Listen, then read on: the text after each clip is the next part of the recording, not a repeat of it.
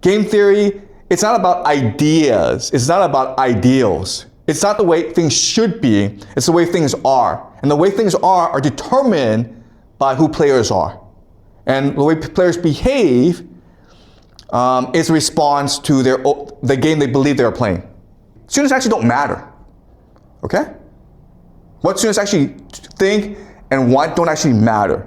What matters, of course, are the parents, because the parents pay to play in this game, and parents can cause a lot of problems if they don't get what they want, okay? So the most important are the parents.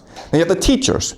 Why? Because the teachers are the ones who are implementing the rules of the game, okay? The way that teachers behave determines how this game is played. And then these two are the most important, okay? Then maybe you have administrators as well, but they're not as important as the parents and the teachers.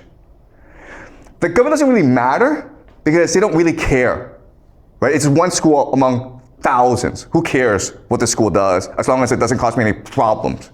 The colleges don't care either. They say they want really passionate students who are curious, who are imaginative from China. They don't care, okay? For them, it's just business. They just want students who are willing to pay money to get a crappy education in America, okay? So this game is rigged, right? They have all this talk about, we want the best motivated students, we want peer students who are curious, who are passionate. It's all nonsense. So now what we're going to do is we'll analyze the mentality, the worldview, the interests of each player. Okay? And again, once we do that, once we figure out where they converge, then we know how the game is constructed. All right. So let's look at students. Students, okay, they want to be popular, right? So most students come to school, and actually their priority is not to learn, their priority is to make friends and to be popular among their friends. Okay, because that's just human nature. That's true, right? Then you have please teachers and parents. Okay, this is really important to understand. You're not in school not to learn, you're in school to please parents and to teachers. Why? Because parents are the ones who pay for your way in life, right? The ones who give you food. Teachers are the ones who gives you grades. You're not here to learn, you're here to please them. There's a difference, okay? And grades are a way of showing how well you're pleasing the parents and the teachers. Okay? Is that true? All right. And then you're like, have fun. Okay? And then get a good college. Okay? All right? So, am I missing anything among the students? All right, so, okay, I'm sure there's more, but let's just keep on going, okay? Now, parents. Well, the parents, what they want is, of course, successful kids. But they want successful kids not because they believe that success will make their kid happy. What they really want, of course, is face, right?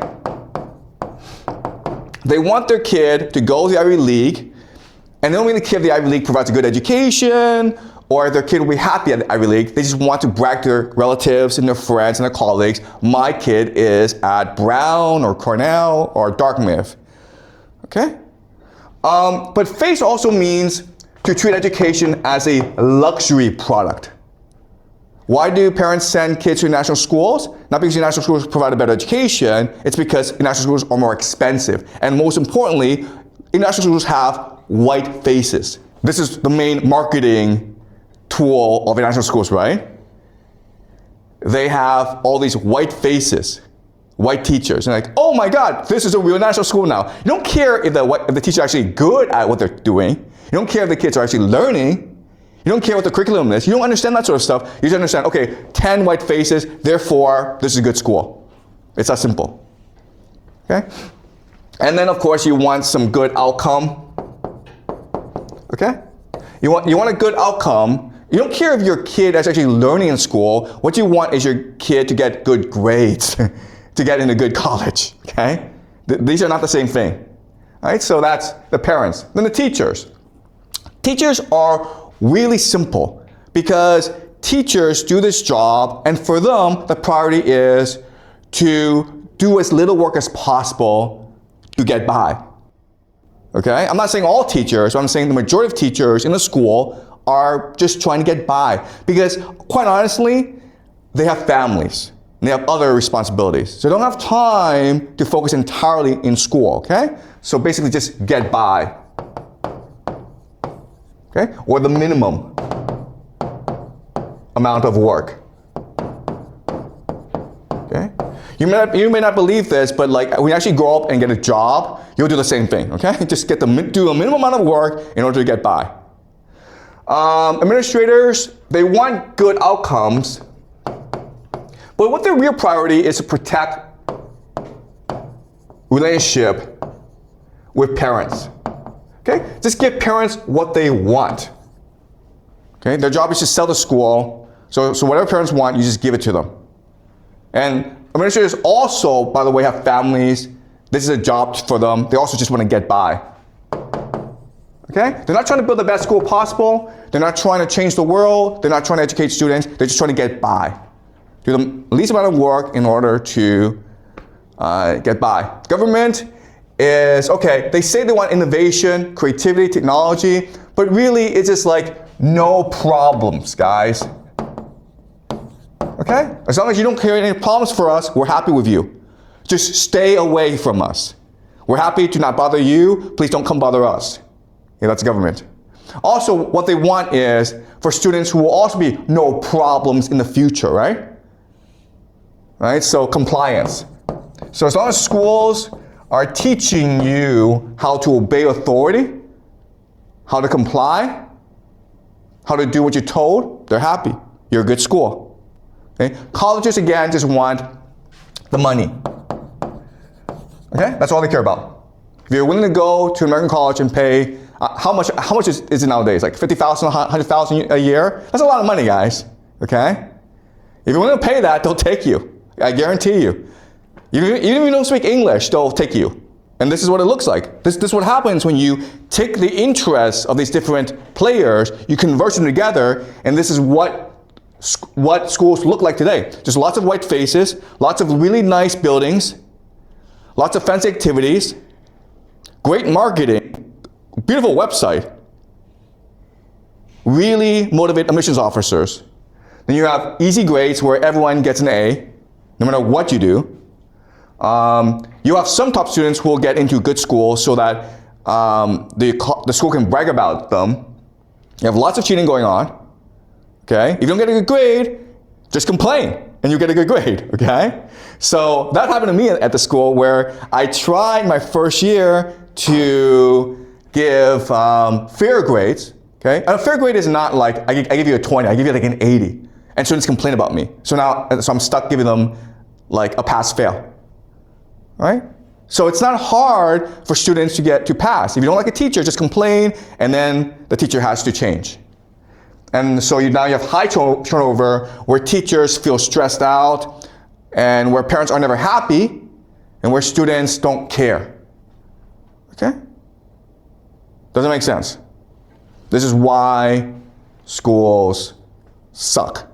And I'm saying they suck not just in China, not just in other schools, but in most places around the world. And it has to do with the superstructure of society. Okay? But I mean like, the point of today's class is not like schools suck, don't go to school. The point of today's class is we're trying to analyze why schools are the way they are. And one way to analyze it is by figuring out at what point, okay, do the different players converge. The thing that people fear the most is the idea of ostracization, okay? Or basically just exile, where you are no longer part of the group. They kick you out as a player, okay? That's what people are afraid of. And that's why people are motivated by what they do, because they're trying as hard as possible to play the game and get along with the other players, while at the same time competing against them. So it's a weird psychology, okay? You're trying to beat them, at the same time, you don't want to piss them off and get thrown out of the game, okay? Right, okay, but students, right? So students, they're trying to play a game where they do well in school because that ensures a good outcome, but at the same time, students play other games as well. So for example, a friendship game, right? Where you're trying to have as many friends as possible. You're trying to be popular in school. That's another game you play. You're also trying to please your parents, right? Because by pleasing your parents, that ensures that you have an easy, comfortable life. In fact, you could argue that of these three games, pleasing your parents is the most important. Then comes having good friends, because that will also ensure your success in life. And the game that you care the least about, that matters the least, is actually doing well in school, learning in school. Who we are is often determined by the nature of the game. Okay? So you could have come into school wanting to learn, being creative and all that, but eventually you recognize that that's not really rewarded in school. All right? Getting along, having lots of friends, helping other students cheat, that's rewarded. And so you adapt to the game. And that's why you behave the way you do.